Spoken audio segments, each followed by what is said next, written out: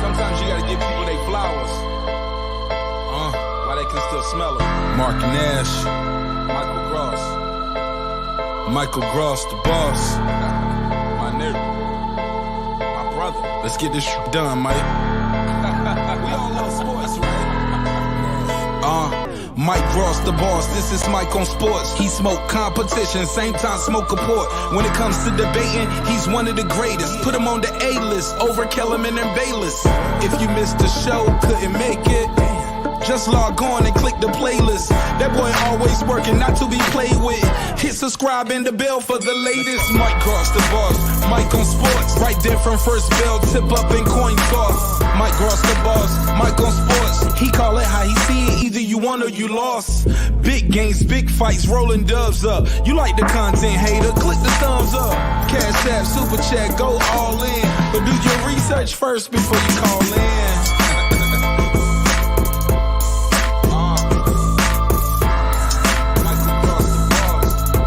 Been waiting on. And yes, I am back. I am back. I am back. I am back.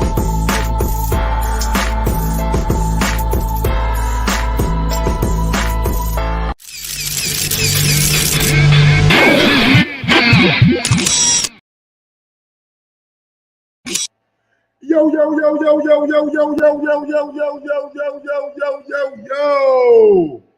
What up? What up? What up? What up? What up? Oh, good morning, good morning, good morning. Welcome back to another edition of Mike on Sports. I am your host. I go by the name of Mike Gross. Big up, big up, big up, big up to that 501. Y'all know what I get down at, baby. Little Rock, we back. She back. He back. They back. You back. And we in the building. Yes, sir. Damn, what a night, what a morning, what a night, what a morning. However you say it, what a night, what a morning, man. The NBA has been going crazy overnight. So it just came down the pipeline that Kevin Durant has been traded to the Valley. And I'm talking about goddamn the Death Valley down there in Phoenix, you know what I'm saying? Kevin Durant is now a Phoenix Sun. Did not see this coming.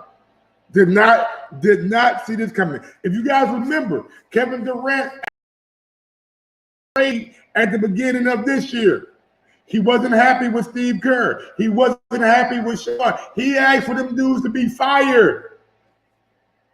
They did fire Steve Kerr, but they kept Sean Marks.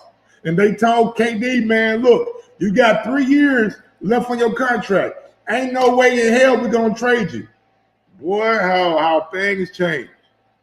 How 4 or 5 months, things change. I remember them telling him that. I remember them telling KD, you're not getting traded. And he ended up getting traded. So let's go out to the particulars of the deal real quick. Let me go out there right quick. Let me show y'all who got traded and what he got traded for. We're going out to ESPN. ESPN trade tracker. There we go, right there. So I'm looking at it, right? And I was like, damn. Phoenix Sun, I mean, they gave up Cam Johnson. I get that. Cam Johnson's a damn good player, damn good shooter. But that they didn't give up that much. They didn't give up that much for shit. Arguably one of the top 3 players in the world. Who you got? Luka, you got Giannis, and honestly, you got KD. To me, you got Giannis, you got Luka, you got KD. Them the top 3 players in all of basketball. And you only gave up a ham sandwich? And I don't mean to call Cam Johnson a ham sandwich, but damn. Okay, you gave up Mikal Bridges, who was a damn good defender, who really has been coming into his own this year. We seen when Devin Booker was hurt, Mikal Bridges really picked it up, scoring wise. So they gave up Mikal Bridges, they gave up Cameron Johnson, And they also gave up Jay Crowder. Jay Crowder ain't played all year. Jay Crowder ain't played all year. So I mean, the Jay Crowder trade, I mean, that was just an add-in. Now I don't know if Brooklyn is gonna keep Jay Crowder in the mix, but I just know Phoenix Suns got Kevin Durant and they picked up T.J. Warren. T.J. Warren was drafted by the Suns back in 2013, 2014, somewhere around there. He was drafted by the Suns back then, so the Suns pick up one of their old draft picks. Now, let's get out to a little bit of Stephen A. Smith talking about the Kevin Durant trade. Here's what Stephen A. Smith had to say this morning on Keyshawn, J. Will, and Max. Andre and Chris Paul, I definitely think that could put you in a position where the expectation would be championship or bust. I don't think there's any way to look at that. I also think that, once again, you got Kevin Durant going to a squad that he makes them completely loaded. I don't think that he completely shifts the balance of power now the way that he did when he arrived in Golden State. There was no reason to even have that damn season because we knew that Golden State was going to win. Nobody was in their class. Nobody could compete with them with Kevin Durant joining the Splash Brothers. This is different.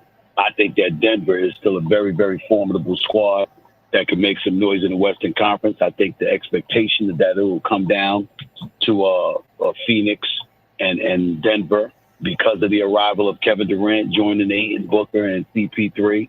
But it remains to be seen. And as it pertains to Kyrie Irving, he's going to be in Dallas, obviously. And because he's in Dallas, I don't expect them to make so much noise, not with Denver and Phoenix being in the position that they're in. But you're going to hear a lot of talk about him because Phoenix did want.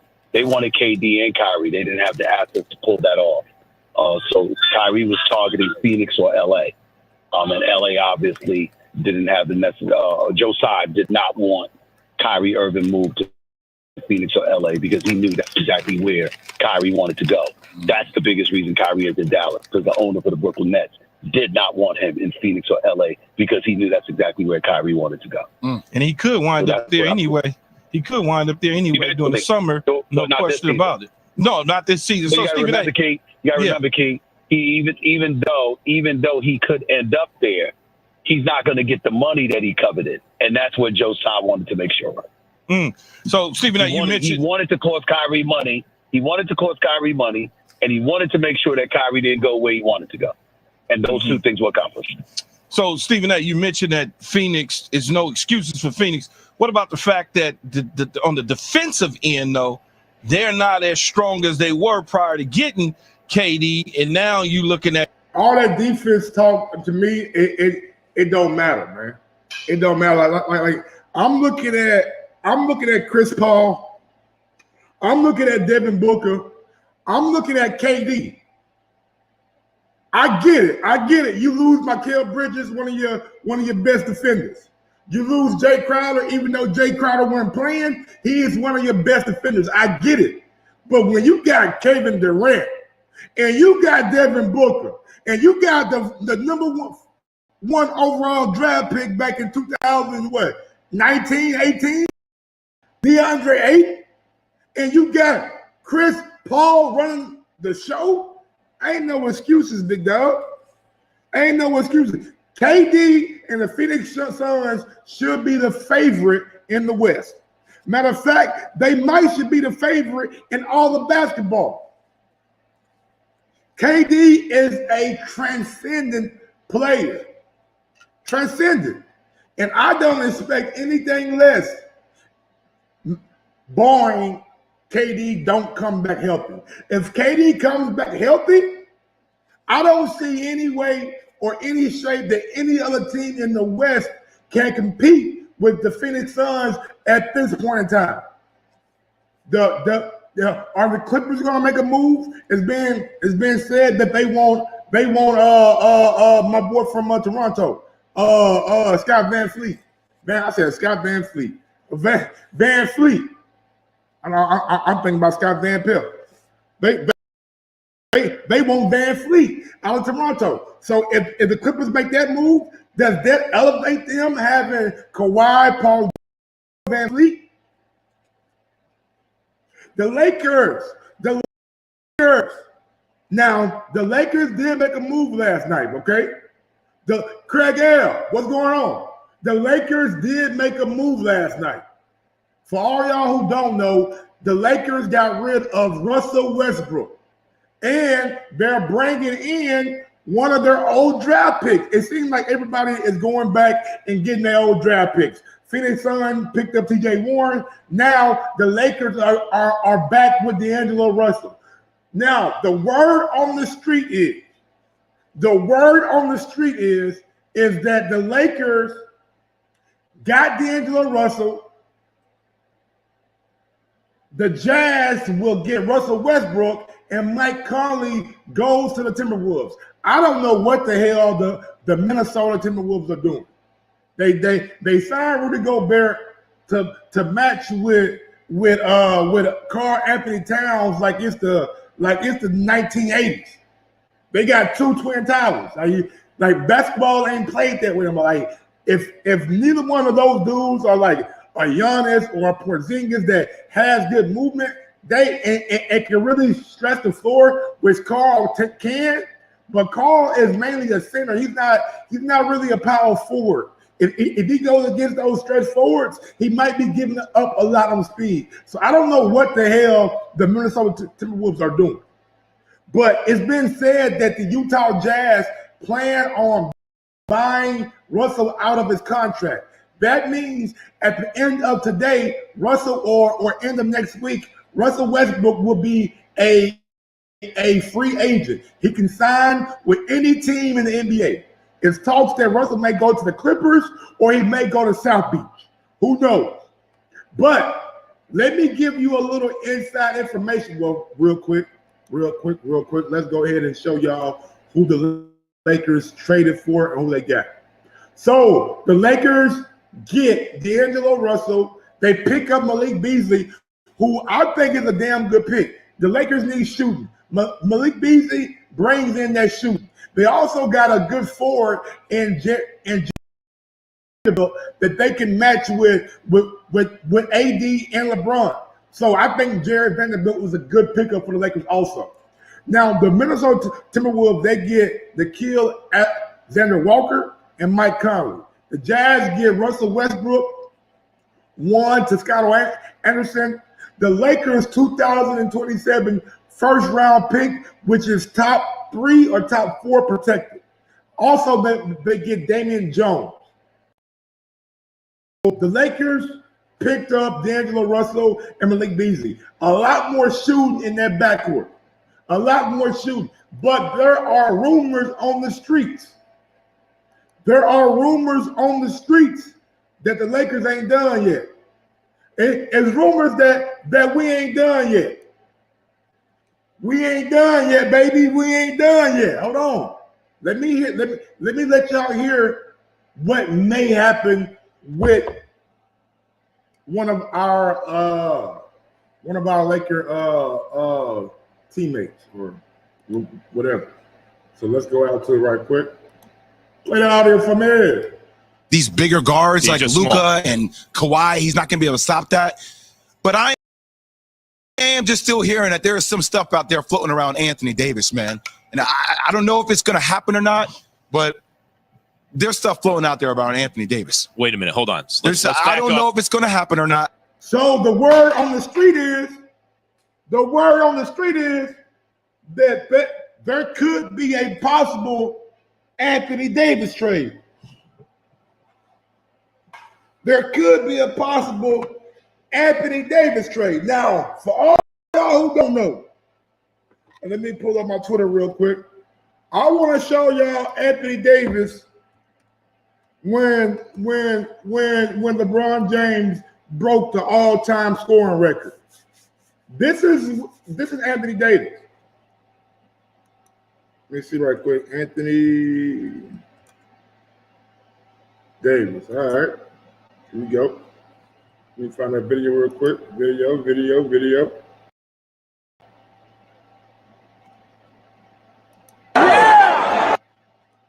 All right, here we go right here.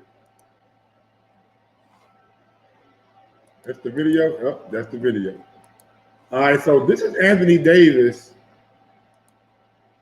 This is Anthony Davis when LeBron James break the all-time scoring record right here. So this may be a reason that Anthony Davis is being Lakers, because it just seemed like I don't want to say he wasn't happy for LeBron. I don't know what was going on. But this is Anthony Davis when LeBron breaks the all-time scoring record.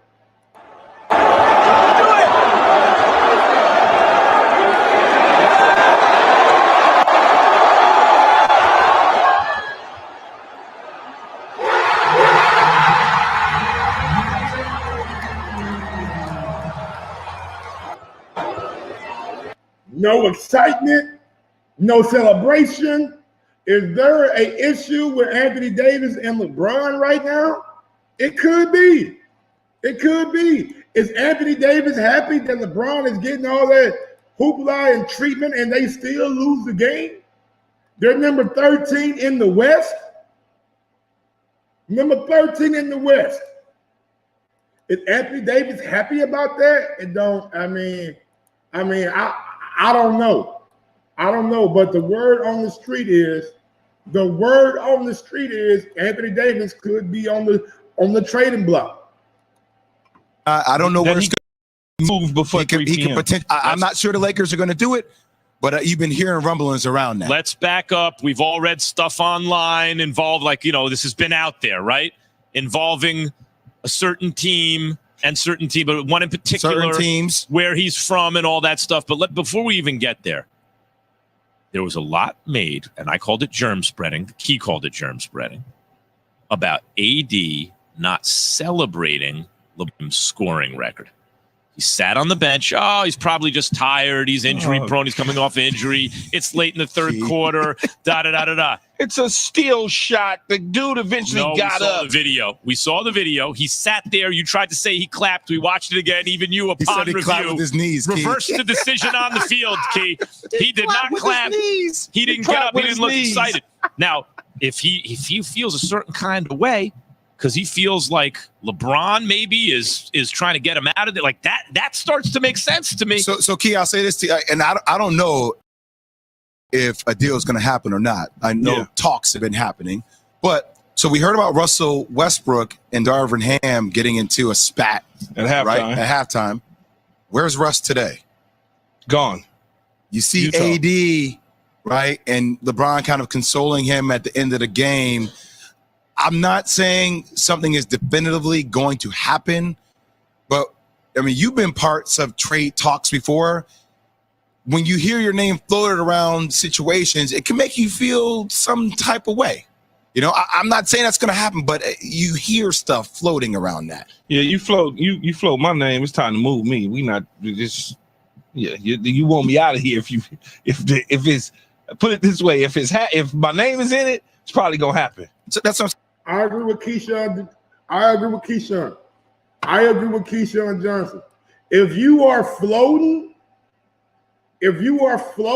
Anthony Davis' name as trade bait, it may be time to move Anthony Davis.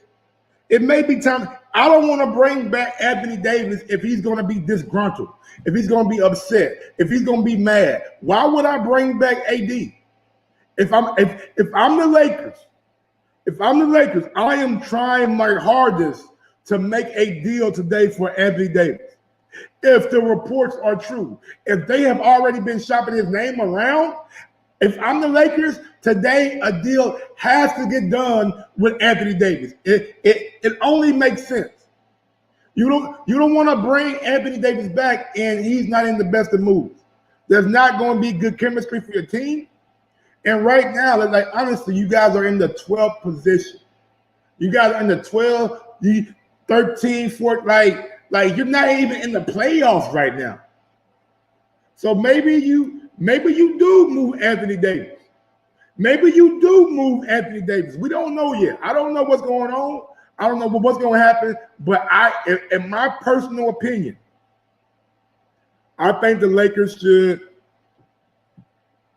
I think that they should move AD.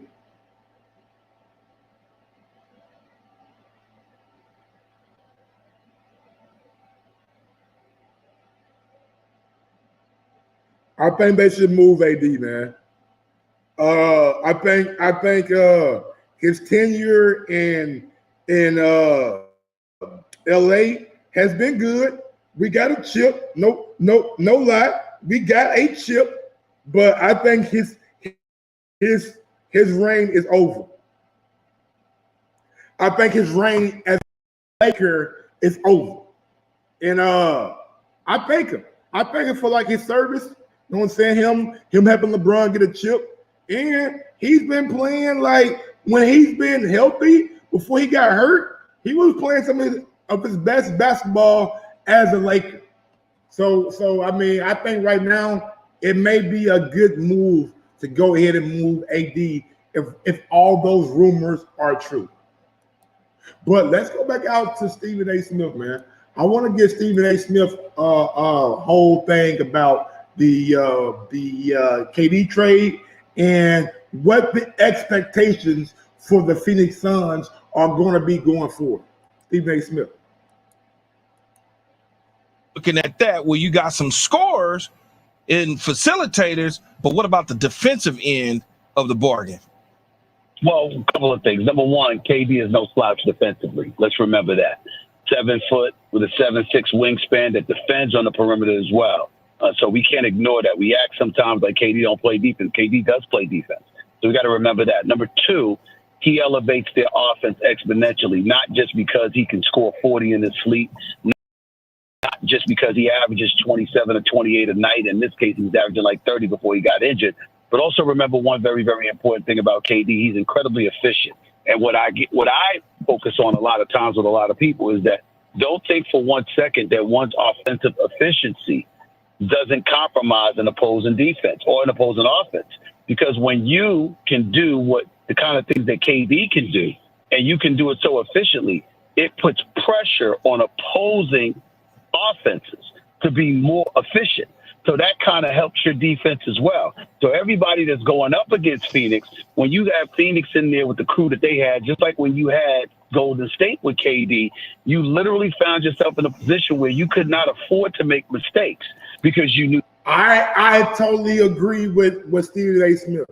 I think the way KD goes out there and scores the ball, he's very efficient.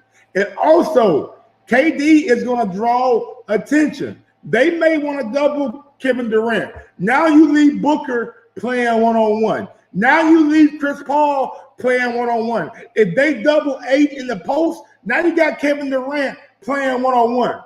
Or vice versa. You're going to double Kevin Durant. Now you got DeAndre Ayton in the post going ham. I really think that this Kevin Durant pickup for the Suns makes them the favorite. And right now, I'm looking at the Suns' potential starting lineup. You got Chris Paul running the 1. You got Devin Booker running the 2. Torrey Craig running the 3. A very good defender. You got Kevin Durant at the 4, a very good defender. And DeAndre Ayton running the 5, another very good defender. So you got, honestly, the only person that I can be like, you know what? He might not be the best defender is Chris Paul, only because of age. But Devin Booker is going to have to learn how to take a back seat to Kevin Durant. You are no longer the number 1 option. You are no longer the best player on the offensive end on that squad. Kevin Durant is. So you need to learn how to play off another superstar if I'm Devin Booker, which I think he can because he went to Kentucky. He's played with other big names. Actually, I know it was a long time ago, and I'm like, oh, that was a long year. I get it. But make no mistake about it. The pecking order is Kevin Durant and everybody else. Kevin Durant is the number 1 option on that team. You knew they would make you pay. And that's what I think can't be ignored here. Then you take into account the fact that he's with a true, legitimate point guard. KD played in OKC Russell Westbrook wasn't a true quintessential point guard. He played in Golden State with Steph Curry, obviously the greatest shooter we've ever seen in our life, but not the quintessential prototypical point guard. He goes to Brooklyn. That wasn't Kyrie. In CP3, he has a point guard. This is who he's playing with now. Somebody that runs a team, that runs a show, that runs an offense. And so because of that, you're talking about him being naturally efficient, playing with an efficient point guard. And then you got somebody like Devin Booker, who's pretty damn efficient himself. And you've got help on the interior with DeAndre Ayton. Phoenix is the favorites in the West. It is official. I'm just not summarily dismissing Denver and the ability for Denver to ultimately make things happen themselves. I'm not ruling them out, but make no mistake about it, Phoenix is the favorite. Stephen A. Smith, host of First Take, has a new book out, Straight Shooter, a memoir of second chances and first takes on Amazon. Make sure you cop a purchase. I do want to ask you about the Brooklyn Nets. Is this the biggest underachievement in NBA sports history, having James Harden, Yes. KD, and Kyrie on one team and not winning it? Yes. But it's not because they didn't win a championship. It's because they really didn't compete. The fact of the matter is they were there for 3.5 years, and they only have one playoff series to show for it. And Kevin Durant and Kyrie didn't even play 75 games together. And that's real. That's real, man. Like, man, what would have been? What would have been, man? Like when they got them guys together,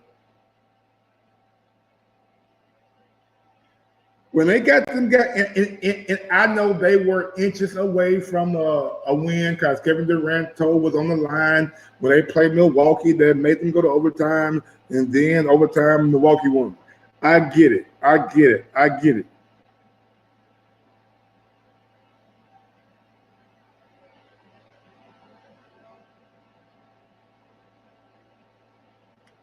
So,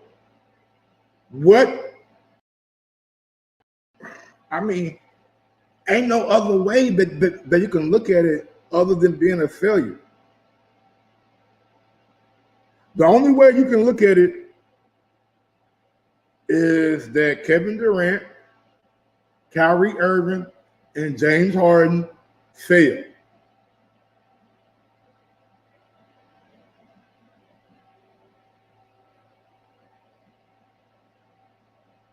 That's the only way. That's the only way you can look at it. They came together and they had a lot of promise. They had a lot of promise. But again, it just didn't play out the way it play out. Now it was a lot of injuries. It was the whole vaccination. It was the Kyrie Irving taking a stand. I get it. But damn. I mean, when they played together, they probably was the best offense that the NBA has ever seen. And that's not me being overly goddamn fictitious. I'm being real. Like KD, Kyrie, and James Harden, when they played together, the offense was on another level. Man, what could have been? Man, what could have been? It's crazy because you always think, damn, what could have been? What could have been, bro? Them boys had a chance to goddamn set the world on fire. I for Ja Morant. Hey, Ja, are you worried about the West now, little nigga? Ja, are you worried about the West now? Are you worried about them Suns now? Oh, man. Ja Morant said we worried about Boston. That's it. Boy, y'all might not make it out the second round. Y'all may not make it out of the second round, Ja Morant. Just being real. Are y'all worried about the West now, Ja? You should be. Damn it, you should be. That's why. If you came short, if you came and you competed against one of you with each other, and you were there and you were solid together and what have you, and it just didn't work out because Boston or Milwaukee or somebody was superior, that would be different. But to not even play half of your games together or a quarter of your games together, it's egregious. And I think that, we talk about player empowerment and what have you. And, again, they had the keys to the throne and they blew it. And I think that, not to say that players are not going to have power. I'm certainly not going to go that far. But certainly the KD-Kyrie experiment was so disastrous because of the dysfunction that raked through the franchise and the headlines that grew from it, that there's no way on earth that that's not going to factor into an equation whenever a player is willing to flex muscles and act like they should be a part of management in those decisions. It will forever be tainted in such a way that it's going to have some kind of impact. But whose fault is that, though, Stephen A? Is it the players or is it the front office that gave them that power because they were so desperately wanting to do what for Kevin and for? Well, it's definitely everybody. From the owner's standpoint, he was a novice. Joe Tsai didn't know about basketball, and here he is doing what he's doing. Sean Marks definitely cannot be absolved. He wanted KD bad. KD said, I'm a package deal with Kyrie. They knew they didn't want Kyrie, but they made the deal because they had to get KD, which I can't blame them for. We understand that. But ultimately, that responsibility has to come down to the players in this respect, Keyshawn. It's one thing if the players were sitting up there and they wanted player movement in terms of players you acquired and stuff like that, and you capitulated to that. I grant you that. But we're talking about dudes just acting professional and coming up to work. We're talking about a guy in Kyrie Irving that missed nearly 50% of his games. Now, KD obviously balled whenever he was healthy, and those were legitimate injuries and what have you. But the distractions that was taking place where Kyrie was getting guys and bringing them on the practice court after Steve Nash would conduct the practice to conduct his own practices and run his own plays and that kind of stuff that was going on. No, you can't listen. You can look at the management and ownership and say, "Wow, man." Now we getting too much into what Kyrie did. I get it, Stephen A. Like, you don't like Kyrie Irving. I get it, bro. But like, I'm not here to goddamn me talk bad about Kyrie Irving. I'm not here to talk bad about Kyrie Irving at all, bro. Like. It didn't work in New York. We ain't gotta keep going down why it didn't work, why Kyrie, why this, why that, why this, why that. I don't give a damn. Just as an aside, I don't give a damn why. We just know now that Kyrie is not a part of that team. For you to keep on going at Kyrie and trying to paint what you want the sports people or the sports fans to think, hey, I'm sick of it. I really am, man. Like, I get it. Kyrie did that. Kyrie did that. Kyrie did that. New fucking the New York Knicks, they messed it up. You don't give a player that kind of power. You don't let a player run amok of the goddamn organization. Y'all are the reason that Kyrie was Kyrie. Created a monster. Ain't no way in hell Steve Kerr supposed to let him on the practice when they get done. I mean, nigga, we just did a damn practice. So I put that onus on the organization, the coaching, and the culture of the New Jersey, New York Nets, whatever you want to call it. So I ain't got no problem with that shit, bro. Now let's get back to this trade right now. Also, what happened yesterday is that the Kings, Kessler Edwards was traded from the Nets to the Kings. Brooklyn got David, I don't know that dude. Now Dwayne Dedmon was traded from the Heat, and he goes back to San Antonio. Miami just got some money for him. We know that Kyrie, we know that. We know that. Now, I'm still waiting. It might be some more names to come up. But right now, we ain't got no more names. Matter of fact, I'm gonna just do my due diligence, and I'm gonna go to Twitter. I'm gonna go to Woj's Twitter now, because we know Woj is the guy that's always breaking shit down. He's always breaking shit down. So right now, the last tweet from Woj was got OG Anunoby could be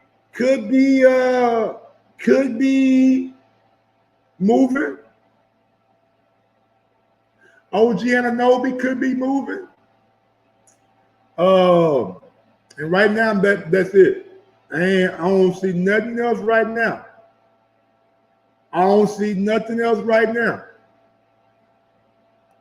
So we'll see what happens. We'll see what happens later on the day with the whole trade deadline.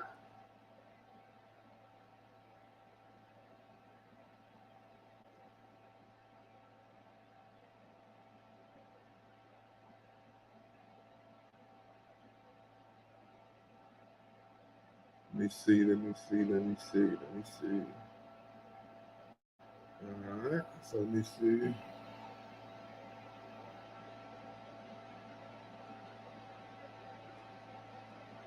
All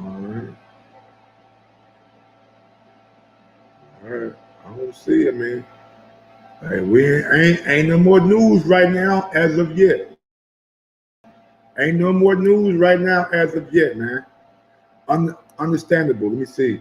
But there's more teams that putting things together that actually win their championship. I get it, Xavier. I get it. Knicks did it back in the day, and they for their one ring.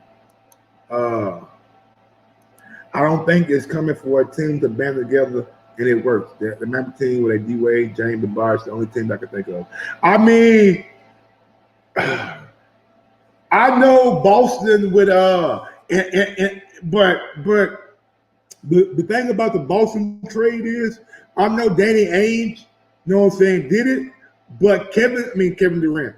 Kevin Garnett had to sign off on that trade. Kevin Garnett had to want to come to Boston. He had a no trade clause. So Kevin Garnett wanted to come to Boston to team up with Paul Pierce. And they also got Ray Allen on draft night. So bam, Kevin Garnett, it worked. Let me see who else. Big three that worked. Now the Spurs, big three, they were drafted. They were drafted. I mean the Lakers. If you go back to the Lakers, and I know y'all don't think that Ron Artest was, but Ron Artest was that dude. Like, go back to when Ron Artest played for the Rockets. Ron Artest took a team that wasn't supposed to be any good to the playoffs. So Ron Artest, Paul Gasol, Kobe Bryant. Ron Artest, Paul Gasol, Kobe Bryant. Now, Paul Gasol was traded. I get it. Paul Gasol was traded. But Kobe had to sign off on Paul Gasol coming to the team. Kobe Bryant had to sign off on Ron Artest coming to the team. So that's another big three right there.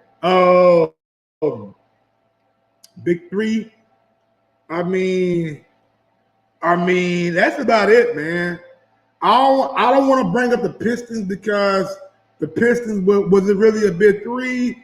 It wasn't a big three until it was a big three. I will put Bynum over Artest. I would. I wouldn't put Bynum over Artest. Yeah, I wouldn't put Bynum over Artest. If we look at the totality, like Bynum is nowhere near the player that Ron Artest is. No, we're not even close. He's not even close to the player that Ron Artest was. Like, we talk about one of the premier defenders. Hey, Bynum was a good prospect for about 4 or 5 years. He was a good prospect for about 4 or 5 years. Damn, me to say, John. Jesus. Okay.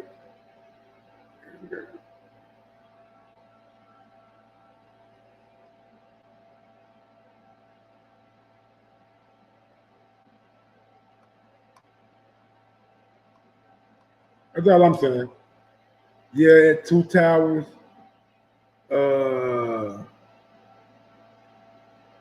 Towers in the Mamba. Ronald Test, that good. Boy, you sleeping on Ronald. How old are you, Xavier Coleman? Nigga, go back and watch Ron Artest when he played for Pacers, when he played for the Rockets, when he played for the Kings. Nigga, Ron Artest was that dude. I don't give a damn what nobody say. Ron Artest was that dude. Multiple time All-Star. Ron Artest was that dude. And even I would put Bottom over Trevor Ariza. But I'm not putting Bottom over Ron Artest. Like that's not gonna happen. Let's get back to Stephen A. Smith and see what he had to say. Let me be the Grinch that stole Christmas. Blah blah. Don't take it out on me, Key. No, I'm not gonna take it out on you at all. So what's around the Phoenix area outside the Super Bowl now that the Suns have grabbed Kevin Durant? At Metro, you can save even more than before. Get a free Samsung Galaxy. Yeah, fuck that Metro shit. Metro Boomin wants some more, nigga.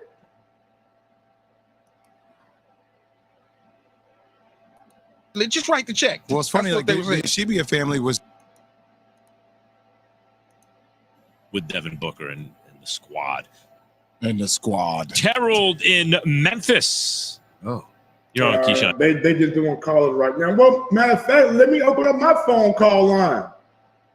If y'all want to call in, I want to talk to Craig there. You not sleeping. He was a dog on defense, a bad gun on offense. Meaning right there. He wasn't no bad gun on offense, bro. Like Ron Artest for he ain't never been like a big time like scorer, but nigga, like his offense, like come on, bro. Like don't do him like that, big dog. Don't do him like that, big dog.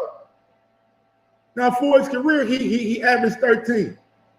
For his career, he averaged 13 for his career. And I know you're like, damn, Mike, that ain't that good. That ain't that good, Mike. I get it. But at his height, back in his heyday, when he got drafted to the Bulls, he averaged 12 a game his first year. Then came back the second year, averaged 11.9 for 12. Then in his last year with Chicago, he averaged 15. First year with Indiana, averaged 10. Then he started to become the best player on Indiana, averaged 15, then 18, then 24, then 19, then 16, then 18 with Sacramento, then 20 with Sacramento, then 17 with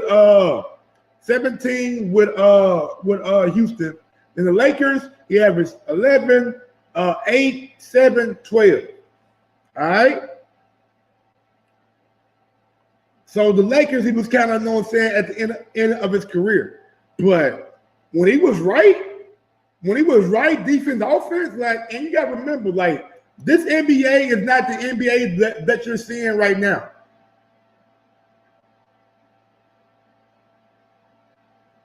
This NBA is not the NBA that you're seeing right now.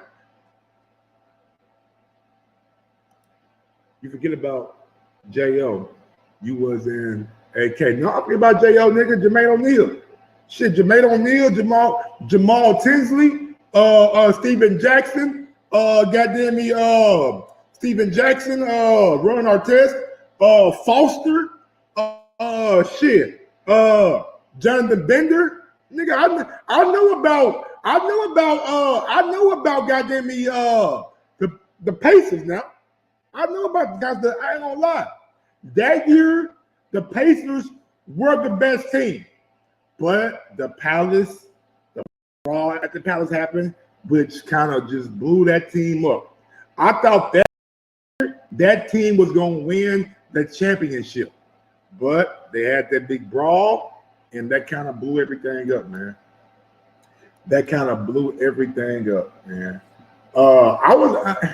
I ain't gonna lie to y'all, bro. Like, I went to sleep last night.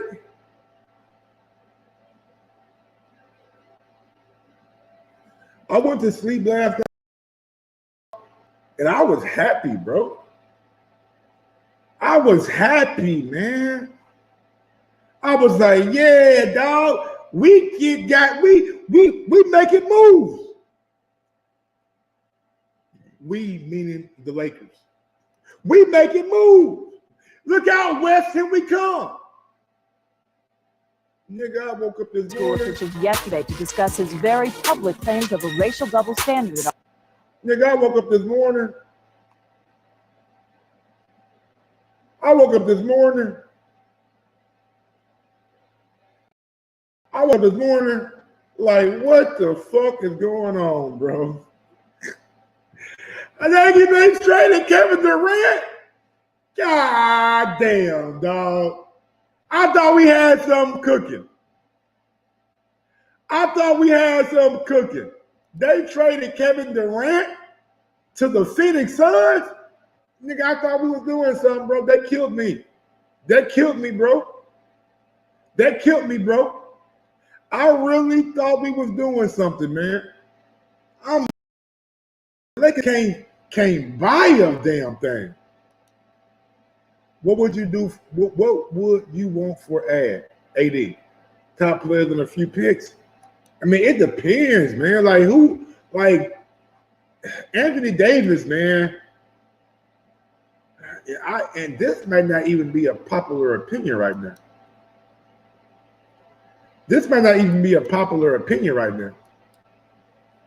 Like I would want to keep AD, and I want to trade LeBron, bro. Who like you got to think about this as a Laker fan. The scoring record and a Lakers jersey, we got that. We good, fine, cool. Who brings in the most assets? Does AD or LeBron?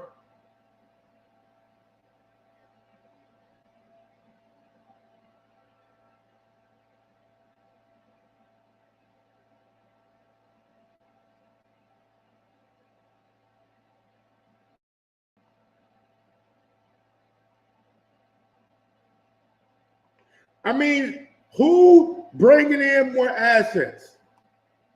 AD or LeBron? And if you're the Lakers, don't you need more assets?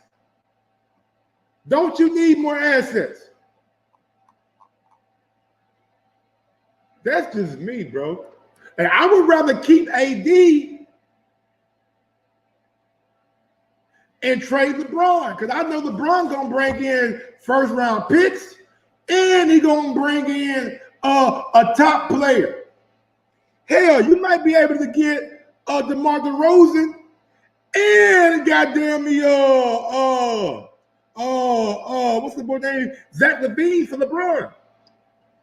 Think about that. If you're able to get DeMar DeRozan, Zach LaVine for LeBron, would you do it? If you're able to get Zach LaVine and DeMar DeRozan for LeBron, would you do it? Hell yeah, LeBron 38 years old. LeBron 38. Shit. And there's no knock on LeBron. It's just that he's playing at a level right now where he's going to bring in more assets than AD. AD always hurt, always down, always whatever you want to call it. He's always got a knack, or something going on with him. And if you're LeBron, I mean, do you really see yourself winning? In LA? Do you really see yourself winning in LA?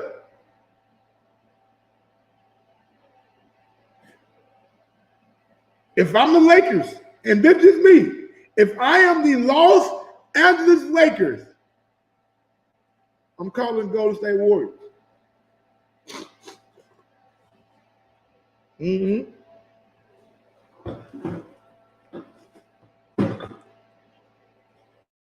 I'm call them the Golden State Warriors. I need Jordan Poole.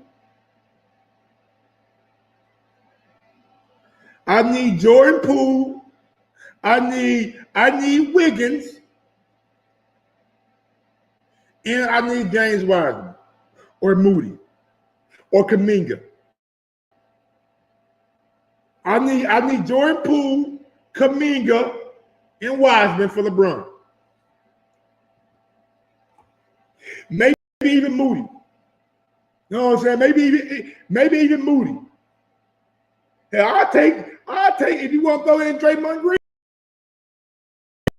Give me Draymond Green too. But, and the only reason I say that, man, because I just believe that LeBron brings more assets to the table than what AD does. Now let's go out to my favorite show, morning show, Skip, Shannon, Undisputed. So much to talk about with the Super Bowl, but man, development's just not stopping in the association. So let's start there. According to reports, KD on his way to join us in the desert. The Nets have agreed to win the West. Indeed, just win the West. No, they did. Guess what? Is Devin Booker playing right now? No. Kevin Durant playing right now? Devin just played a little bit. He played 24 minutes. He's working his way. What about KD? He is not until after the break. But after the break, he's going to break you in two. Can I ask you a question? Let me ask you a question. In basketball now? Yeah. So why isn't he playing now? Because he's got a little knee issue. A little knee. He's always got a little issue. So a little issue. You took the words right out of my mouth. Do you know in the last 3 years, not counting the year, the first year that he rehabbed the whole year, he's missed 83 games. That is correct. 83 and counting. Okay, what if he doesn't miss any more? If. You say, do they win championship on if? No. I mean, I get it, Shannon. I get it. You want to ride with your boy. Don't think the Warriors would do it. I mean, has Wiseman done anything for them? How long do you want? Do you want to win now? Do you want to have a solidified dynasty right now? Or do you want to bang on your future? Klay Thompson not getting no younger. Steph Curry not getting no younger. Draymond Green not getting no younger. And think about all the pieces you can pick up. Westbrook may get waived by the Jazz. Could he be a good fit for the Warriors backup point guard? Maybe. Jay Crowder getting released by the Nets. Could he be a good defender for the Golden State Warriors? Maybe. There's a lot of players who will be getting released, who will be getting cut, who will be getting bought out. So I really think that the Warriors, man, if they really serious about capitalizing on their window, they can't hold on to Kuminga. They can't hold on to Wiseman. They can't hold on to Jordan Poole. If you can get LeBron, if you can get AD, that's just me. Can you imagine AD with the Warriors? Oh my goodness. Oh my God. Do you like what they look like on paper? I do offensively. Yeah. Now who's going to defend? Mikal Bridges, 3-and-D guy, finished second in the defensive player of the year last year. Sure Jay Crowder, a defensive guy. Big loss, I agree. So now you're going to put y'all act like DeAndre Ayton don't play defense. Y'all act like Torrey Craig don't play defense. Y'all act like Kevin Durant don't play defense. The only person on the Phoenix Suns starting five who is a question mark on defense is Chris Paul. That's it. Devin Booker has the skill set to play defense. We've seen Kevin Durant raise his defense over the past few years. So don't give me that, Shannon Sharp. You're going to put a lot of points on the board. Yeah. Who you going to stop? DeAndre Ayton, he comes and goes. He might give you 20 and 15. He might give you 10 and 6. He and Monty Williams, they always button heads. Right. Chris Paul is not the Chris Paul from 3 or 4 years ago. He's old and slow. Now, okay, but can he, to use your favorite expression, summons it up on occasion? When are those occasions going to happen? When the playoffs start. I walk around very healthy on occasion. Okay. Not very often, though, but on occasion. But here's the better question, Skip. Why didn't they want Chris Paul? You would like to think I'm going to try to get as many great players from you if you're getting Kevin Durant, because we know what KD is when he's healthy. Okay. Why didn't they want Chris Paul? Sometimes because Chris Paul got money left on his contract, Shannon Sharp. Chris Paul got money left. Why would you bring on Chris Paul's contract? Paying him $47 million next year. That's fucking crazy. Let me see. Let me make sure Chris Paul got money left on his contract.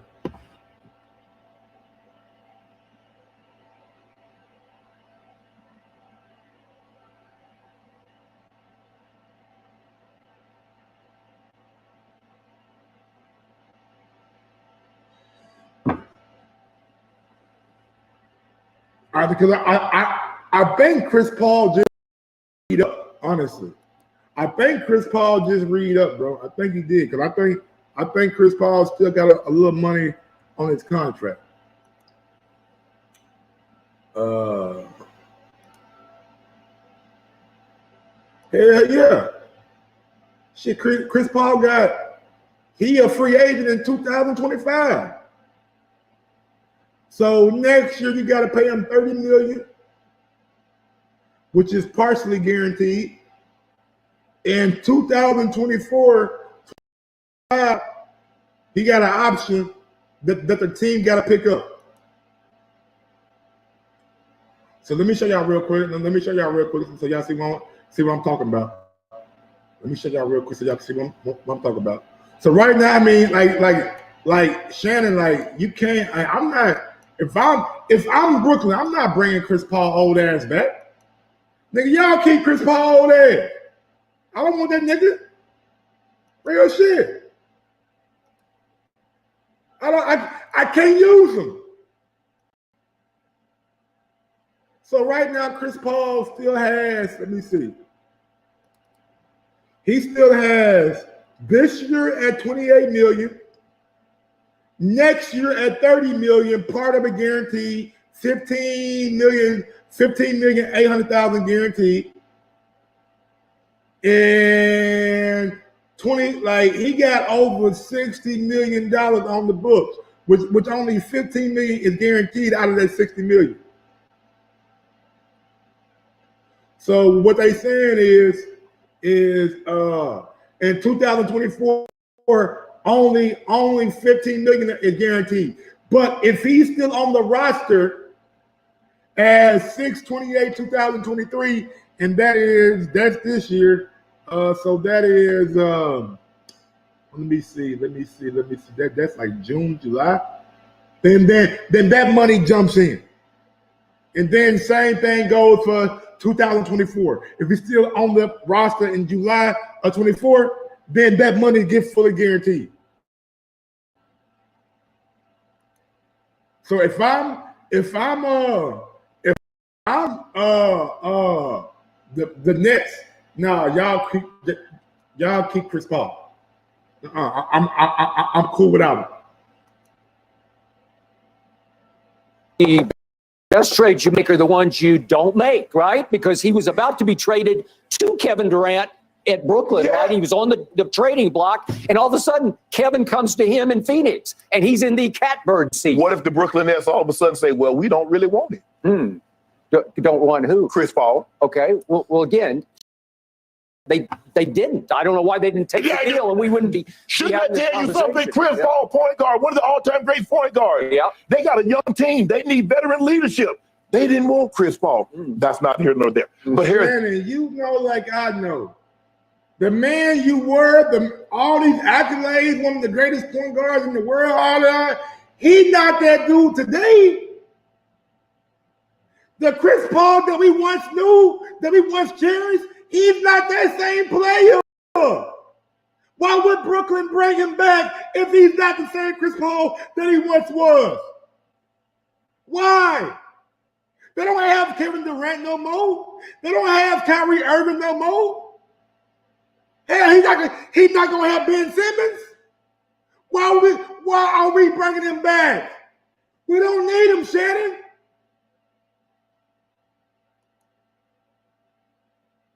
Here's the thing, Skip. Yes, I like what they have offensively.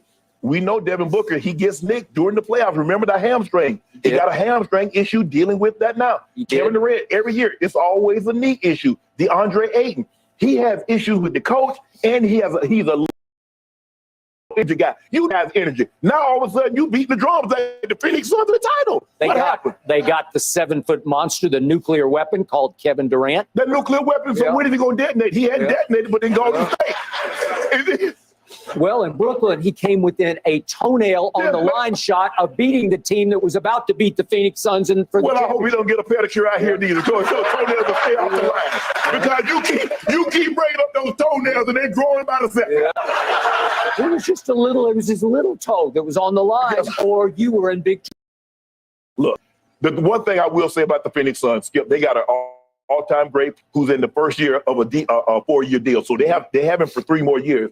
I got one more thing before I turn it over. I'll turn it over to you. Hey, Ja, y'all still good in the West? Yeah. Hey, Dylan Brooks, y'all still got the little mini dynasty going on over there? Yep. All of a sudden. Touche. I agree with you. All of a sudden. That's what I'm saying, Shane. Now that is what I agree with you on. That is what I agree with you on. Y'all still good out there in the West? Y'all still good out there in the West, y'all? Man, look, I probably will be back with another trade show. We got, let me see, 6 more hours, 5 more hours until it's the trade deadline will be upon of us. And let's see, man. Let's see what else we got coming.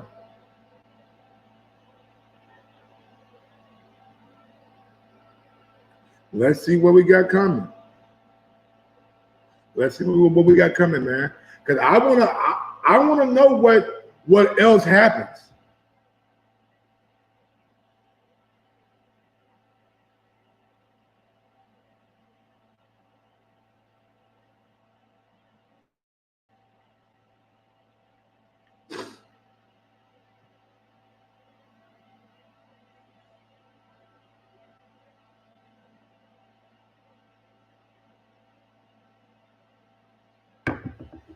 Let's see what they got coming, bro. Man, I kind of want to see what Skip got to say about it.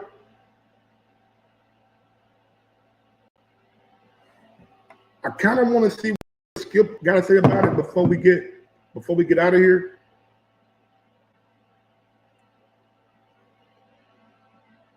I want to get Skip take real quick. I want to.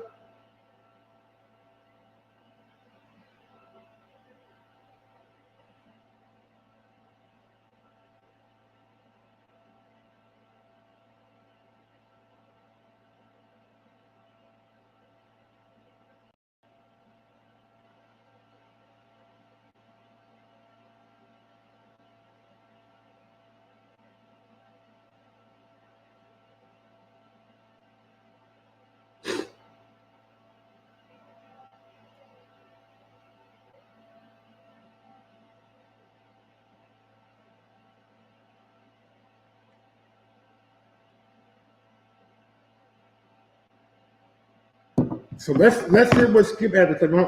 My bad. What the fuck is Portland doing with Dame? Let that man free. Miami now, Craig. I don't know if you heard me earlier, but the Utah Jazz are going to buy out Russell Westbrook. Miami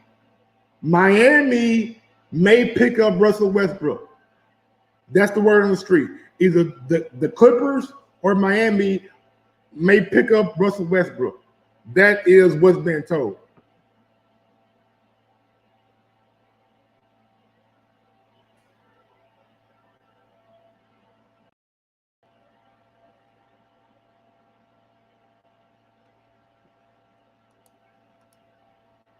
But the Grizzlies don't look as promising as they once did, Don. Okay. Go ahead, take off. My turn.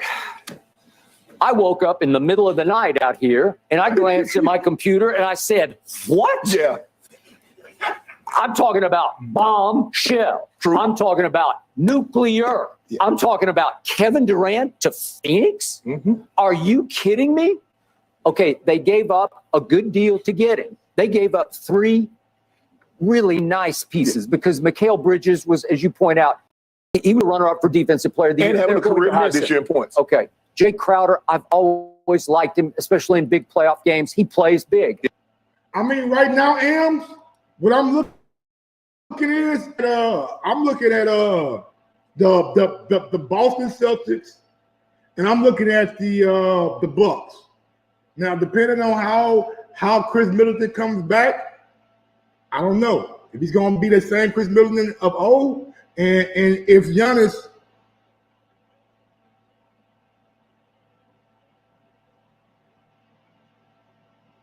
And is Giannis going to be who Giannis always is? And I have no question about Giannis. My only thing is with the Bucks is Boston looks deep, bro. I watched Boston last night. God damn. I watched Boston last night. God damn. They running niggas off the court, off the court. Like, they deep. They got Brogdon off the bench. They got White. His name White. What's the nigga name? His name is White. Derek White, DJ White. What the fuck his name is? They got Marcus Smart. Now Jaylen Brown did get hurt last night. Jaylen Brown. So if Jaylen Brown comes back, all right, then you still got Al Horford in the mix. You still got Williams in the mix. You got Grant Williams. Like, Boston is deep. That's the only thing. The only worry I have about Boston and Milwaukee. Now, make no mistake about it. It's not a motherfucker in the league that can stop Giannis. It's not a person that God has created yet that can stop Giannis Antetokounmpo. All right? Y'all say Aaron Rodgers is a bad man.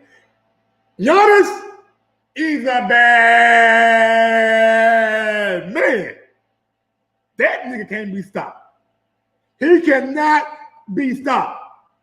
That's why I got Giannis, Luka, KD, the best 3 players in the league, barring injuries. Those 3, best 3 to me. Then you got Joker, then you got Embiid, all them. But Giannis, Luka, KD, top 3 in the league right now. Then you got Joker, then you got Embiid, then you got Victor Wembanyama. He too light in the ass right now, Cool Breeze. He too light in the ass, and let's see if his game even translates to the NBA. He's too light, and let's see if his game even translates to the NBA. Because if Wembanyama try Giannis, man, it's over. Barbecue chicken. Barbecue chicken, nigga. Real shit. Too light in the ass.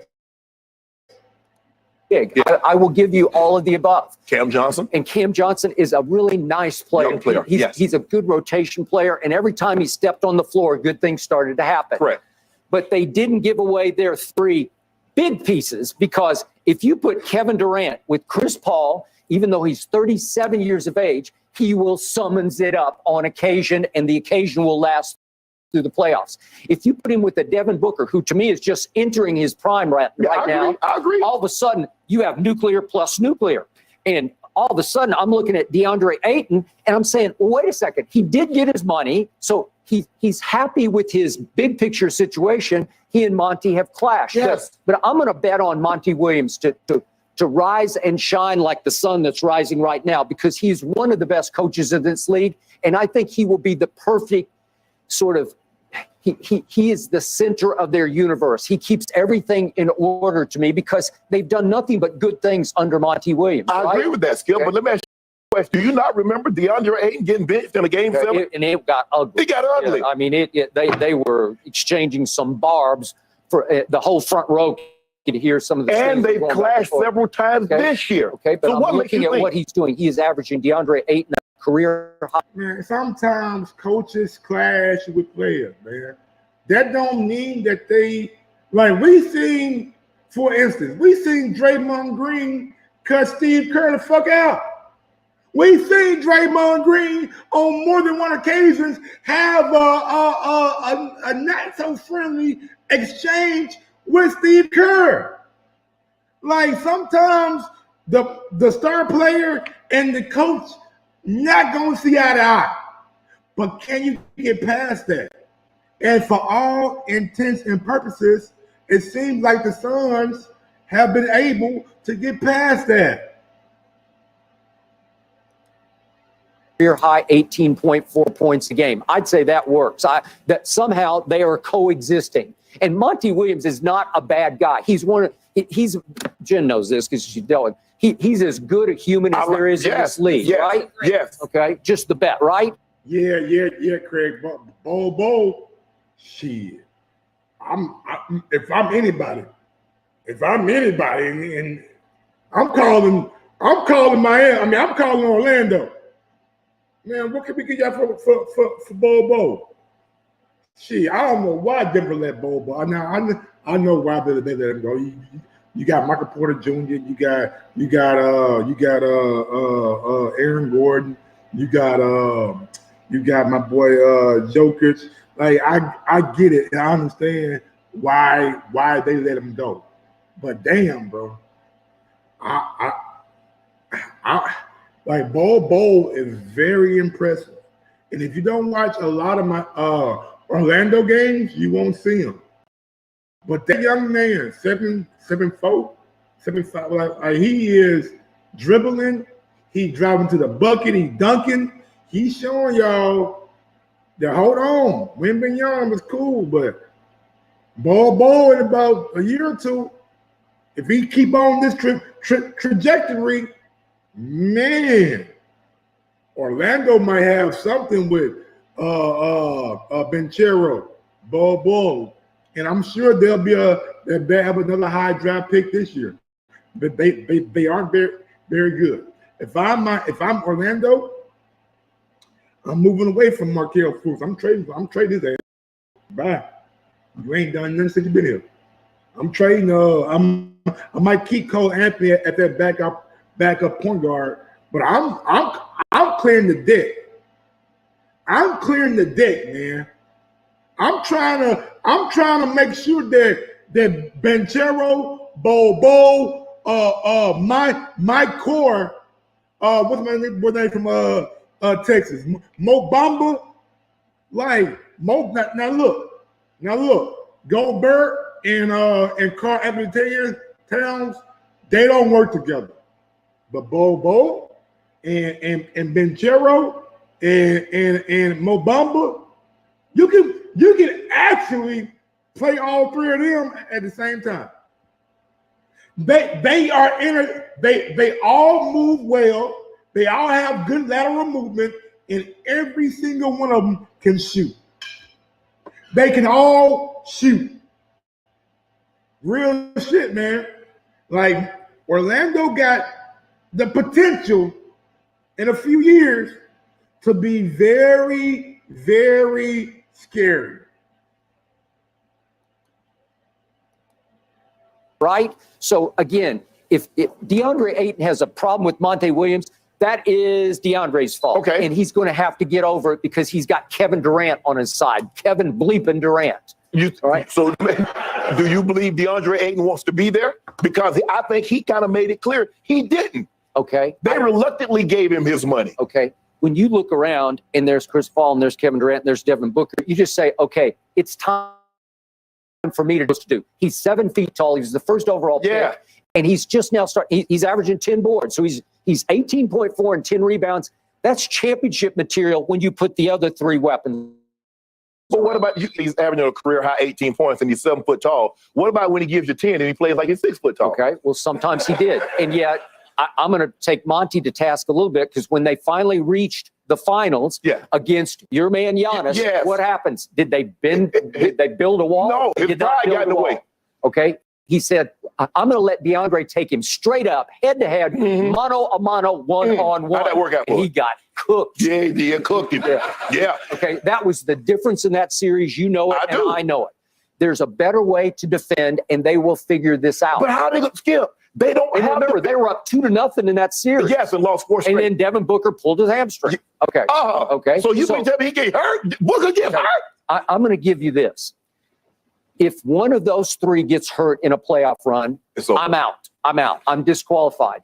But if somehow they manage to get unscathed through the whole playoff run, something very special is about to happen here, because you say there are only 27 games left, but Kevin Durant is the ultimate chemistry player. You can just throw him into Golden State and he'll figure it out, because he doesn't really need the ball. He's as efficient a big-time scorer as we've ever seen in the history of this league. So if you say, here, can you play with Chris Paul? Is he not as great a quarterback, a field general as you've ever seen, right? But I'm gonna do to you what you do to me with Nikola Jokic. What about the other end? Yeah. You keep telling me about Booker, you keep telling me about KD, and sometimes Chris Paul can sum it up, and DeAndre Ayton is averaging a career high. Yeah. But what about the defensive end? Who's going to guard someone? Okay. They still have Torrey Craig, and I like Torrey Craig a lot, and I think he'll defend it. Torrey Craig, Jenny Craig. Ain't none of them Mikal Bridges or Jay Crowder. Okay. Kevin Durant defends at a high level when he's engaged in the playoffs. He's 7 feet tall, and he is a rim protector. Yes. DeAndre Ayton will defend when he Don't sleep on Torrey Craig, man. I think Torrey Craig do some good things for the Denver Nuggets, like back when they had a deep playoff run. So don't sleep on Torrey Craig. I hate when you don't know somebody and you try to make fun of them because you don't really know them. Torrey Craig is a very good role player. He's a good 3-point shooter, and he plays good defense, bro. So don't like. I'm a Lakers fan, but I'm a basketball fan also. You know what I'm saying? So I like to see the hoopla that's going around the NBA as far as the Phoenix Suns or even the whoever made a big splash, the Lakers, the Mavericks, you know what I'm saying? But the biggest splash, the biggest splash is Kevin Durant. Suns got a bench, need a bench in the playoffs. Not really, if you really look at the playoffs, man. The playoffs normally, the playoff rotation is normally 7 to 8 players. That's I don't know why it's like that. That's just the NBA, but the playoff rotation goes from 10 players to about 8 players. You know what I'm saying? So I don't know why they do that. Maybe I know every possession is more valuable in the playoffs, but damn. he decides to, and maybe he'll. It's time You for him to decide. can't win a title when you tell me guys decide to do something. That's got to be a normal occurrence. Okay. Now, here's the biggest picture. This is what I love about what just happened. You realize the Phoenix Suns now have a brand new owner because the old owner was a bad guy. Yes. And the old owner got kicked out. Yes. Okay. So the new owner is only 43 years of age, and his name is Matt Ishbia. And probably a lot of people, maybe some of the Phoenix Suns fans know who he is, but around the country, not yet. He's about to become a household name. How many times have we talked about Joe Tsai owning the Brooklyn Nets? Because it was always Joe Tsai. How are you going to deal with Kyrie? How are you going to deal with KD? Matt Ishbia just plunged like very few people will ever plunge because he just doubled his luxury tax, just doubled it to add KD. I can't even figure out how they're making the salaries fit under the cap, but apparently it. My first thought is, he's 43?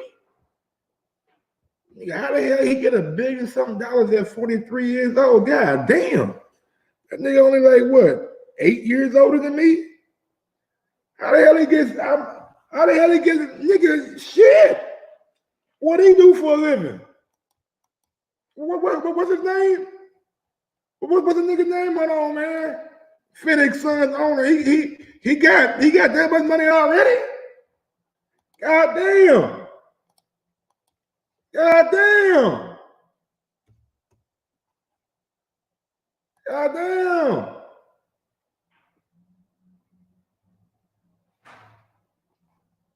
Matt Ishbia.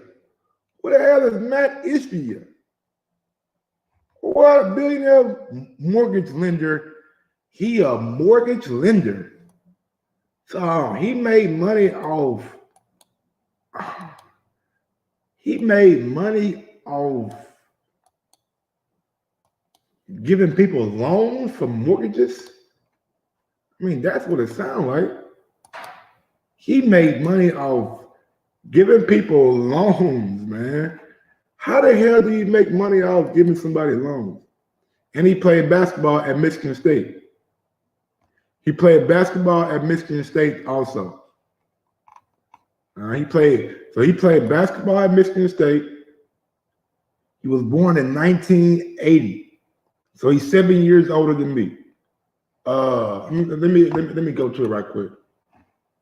Mike Poel, well, I know. Polo went back to the Raptors. They traded him. Like, yep.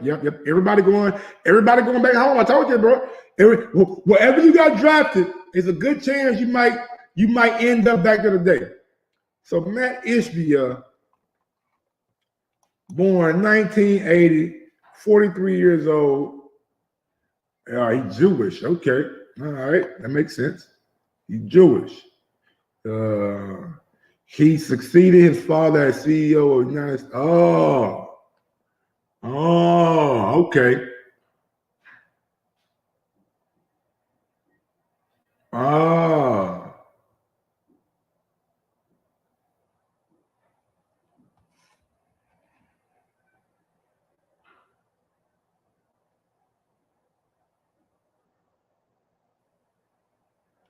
Damn.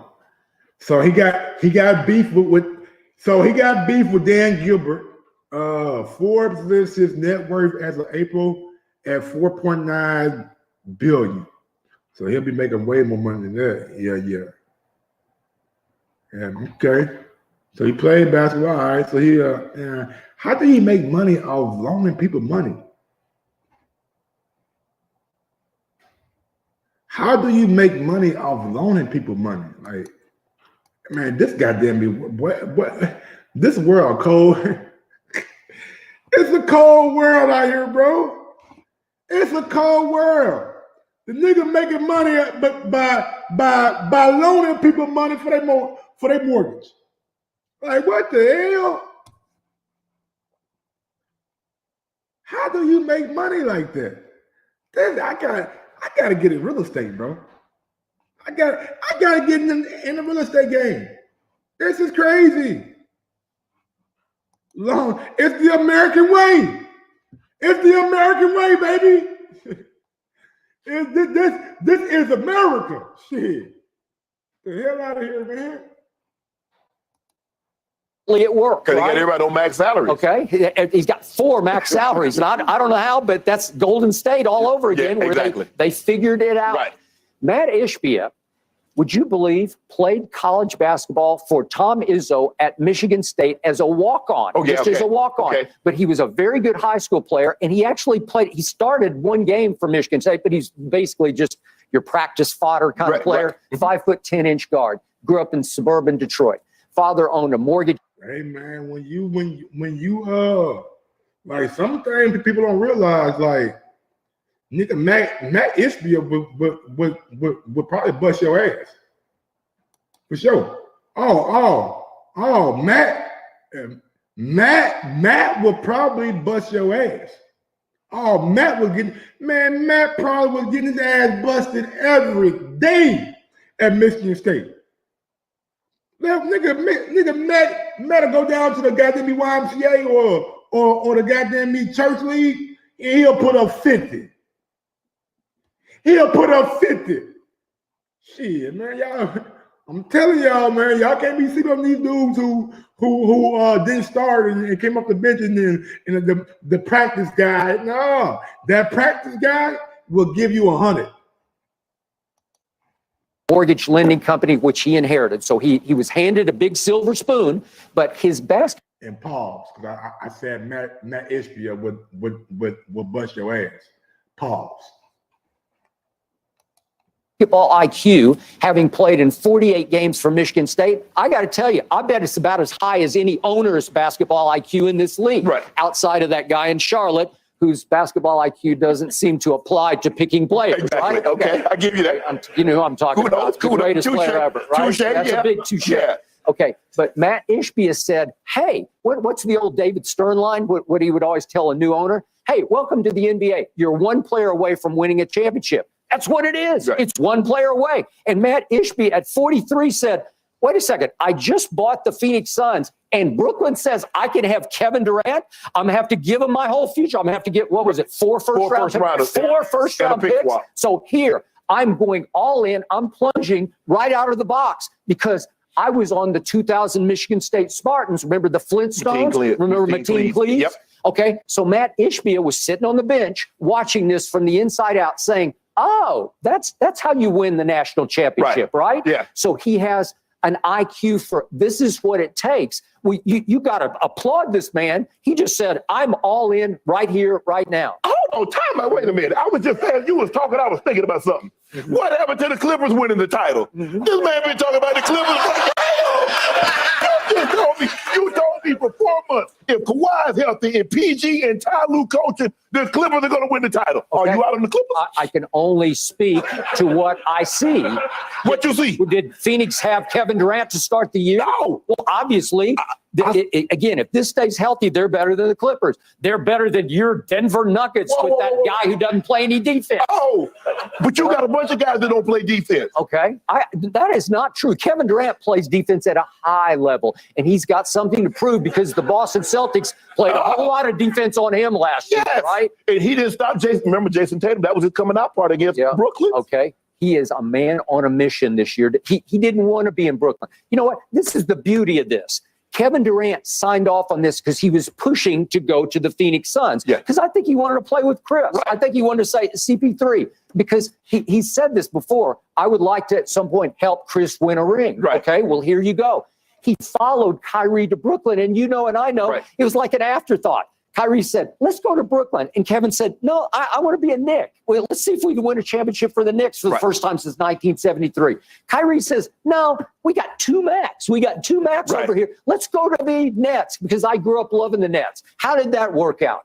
And Kevin's heart was never in it. No. In the playoffs last year, I kept telling you, he's half-hearted. He doesn't even want to be on the floor. You could just see it.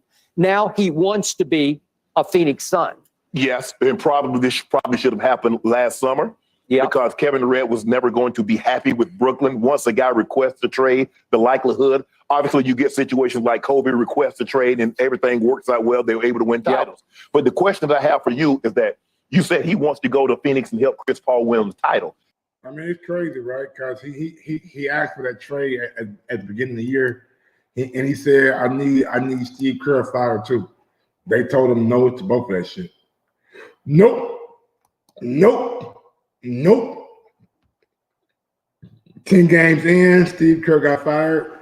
Halfway into the season, before the All-Star break, Kevin Durant gets traded. One thing about the NBA, man, it shows you time and time and time again. The players have the power. If they want to get traded, they're going to get traded. If they want somebody fired, he probably going to get fired. And the last thing I'm going to leave you guys with, we might have a new rivalry. Oh, don't forget what the Dallas Mavericks did to the Phoenix Suns last year. Don't forget what the Dallas Mavericks did to the Phoenix Suns last year. Beat their ass by 50 or 40. They kicked their ass in Game 7. Oh, they beat the shit out of Phoenix last year in Game 7. Oh, goddamn. Or was it Game 6? I don't know. And let's sprinkle a little Kyrie on it. Let's sprinkle a little KD on it. And we're going to have a real rivalry, baby. I cannot wait to the playoffs. Oh, you got the Kevin Durant and Kyrie beef. Oh, you got the Phoenix Suns and goddamn the Dallas Mavericks beef from last year. Oh, you got Luka looking at them and Booker like, yeah, dog. Yeah, dog. Oh, man, I can't wait. I can't wait, bro. I can't wait. All right, man. Y'all know what it is. Y'all know how I get down, and y'all know what I'm about. With that being said, I'm gonna get on down, man. Check me out for another show. I don't know, man. Might do a boxing show.